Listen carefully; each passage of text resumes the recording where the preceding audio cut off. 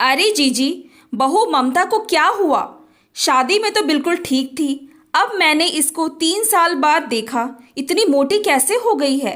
विमला, चुप करो, अभी सुन लेगी तो उसे खराब लगेगा। सरला जी धीमे से बोली। पर जीजी, यह तो बिल्कुल अम्मा जैसी लग रही है। हमारा मानव देखो कैसा स्मार्ट सा लगता है, लग नहीं रहा है कि एक बच्चे का बाप है। और ममता कहकर विमला मौसी हंस दी। और हाँ, मैंने आपसे पहले ही कहा था कि देख समझकर शादी करना।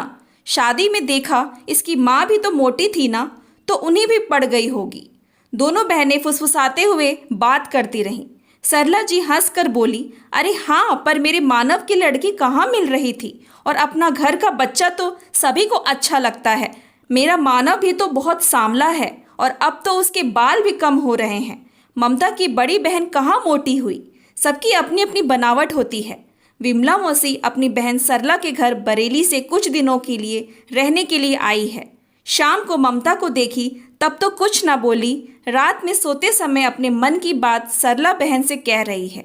सरला जीजी विमला मौसी को बताती है, शादी के कुछ महीने बाद से ही इतनी मोटी हो गई है। बेचारी ममता ने जिम भी ज्वाइन किया था, जॉब के साथ सारा काम भी करती थी, पर फिर भी पतली नहीं हुई। और उसके बाद प्रेग्नेंट भी हो गई, तब तो सब छूट गया। आप फिर से आयुष को 1 साल पूरा होने के बाद उसने जिम ज्वाइन कर लिया है, लेकिन कोई भी असर नहीं हो रहा। दोनों बहनें बात करते करते सो गईं। अशोक जी और सरला जी का एक ही बेटा मानव सॉफ्टवेयर इंजीनियर, लंबा, स्मार्ट और थोड़ा डार्क कॉम्प्लेक्शन का, व बहू ममता जो कि सुंदर, लंबी, भरे पूरे शरीर वाली, वह भी एक सॉफ्टवेयर इंजीनियर है। जोड़ी ठीक लगी तो शादी कर दी गई। अगले दिन विमला मौसी जल्दी उठ गई। सरला जी उनके लिए चाय बना कर लाती हैं। अरे जीजी, ममता नहीं उठी? नहीं, रोज तो उठ जाती है, पर आज संडे है ना, इसीलिए देर से उठती है।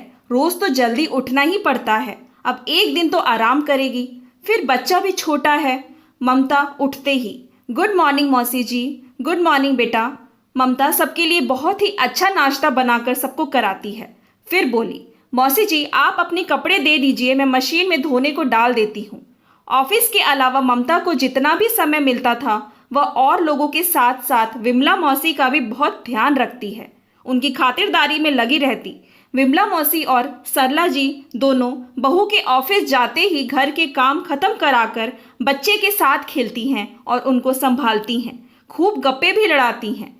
एक दिन दोपहर में दोनों आराम कर रही थीं, तभी विमला मौसी बोली, जीजी 100 किलो की तो होगी ना? कौन? अरे अपनी ममता। शायद हाँ, अब बेचारी, उसमें उसका क्या दोष है? वैसे ही खाती है जैसे हम लोग खाते हैं। अब उसके शरीर में ज़्यादा लगता है तो वह क्या करे? हमारी तरह वह भी सुबह शाम 2-2 रोटी ही खाती है, पर बेटे मानव को और आयुष को ना लगकर सब उसी को लगता है, तो उसमें उसकी क्या गलती है? पर विमला, ममता है बहुत प्यारी, कितना ध्यान रखती है सबका। मेरे को भी मोटी लड़कियां बिल्कुल पसंद नहीं थी, पर अपनी गोलू मोलू ममता मुझे बहुत पसंद है। शरीर की बनावट, रंग रूप तो भगवान की देन है। अब हम लोग को ही देख लो, हम लंबे नहीं हैं, पर क्या कर सकते हैं, जैसा भगवान ने बना दिया वैसे ही रहेंगे ना। शादी के समय रंग रूप को तो देख सकते हैं, अब बाद में कोई मोटा हो जाए तो वह क्या करे? सबसे बड़ी बात कि वह स्वस्थ रहे, कोई बीमारी ना हो, पतली हो या मोटी कोई बात नहीं। ममता का व्यक्तित्व बहुत अच्छा है, वह सबका ध्यान रखती है, सबसे घुल मिल कर रहती है। ऑफिस में भी उसके काम की बहुत तारीफ है। हाँ जीजी, यह बात तो आप सही कह रही हैं, वाकई ध्यान तो वह बहुत रखती है। मैंने देखा उसको, और तुमने पहले भी फ़ोन पर बताया था।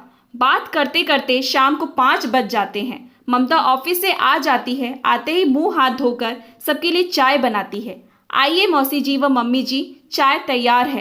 तीनों मिलकर चाय पीते हैं और गप्पे लड़ाते हैं। Thanks for watching. Please like and subscribe my channel.